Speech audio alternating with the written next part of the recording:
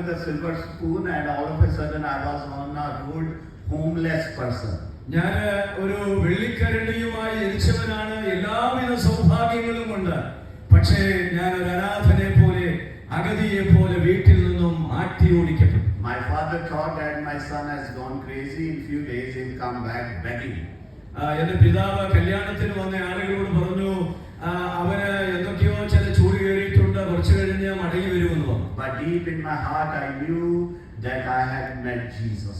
എന്നാൽ എന്റെ ഹൃദയത്തിന്റെ ആഴത്തിൽ എനിക്ക് എന്റെ അനുഭവമായിരുന്നു, ഞാൻ യേശുവുമായിട്ടുള്ള സമാഗമത്തിലാണ് കണ്ടെത്തിയിരിക്കുന്നത്. And I knew deep in my heart that Jesus is for real and he's going to take care of me. ഞാൻ വാസ്തവമായ ഹൃദയത്തിൽ അത് ബോധ്യപ്പെട്ട കാര്യമാണ്, ഈ യേശു ഒരു യാഥാർത്ഥ്യമാണ്, ഇനിയുള്ള എന്റെ കാര്യം നോക്കാൻ എന്റെ യേശു മതിയായവനുമാണ് എന്നുള്ള ബോധ്യം എനിക്കുണ്ടായി. It wasn't an easy life.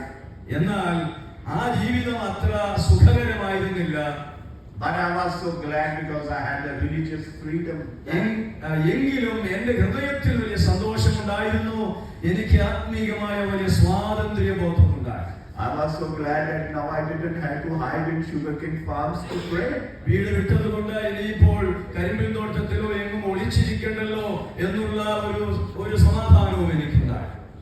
And Jesus began working in my heart. യേശു എന്നിൽ പ്രവർത്തിക്കാൻ തുടങ്ങി.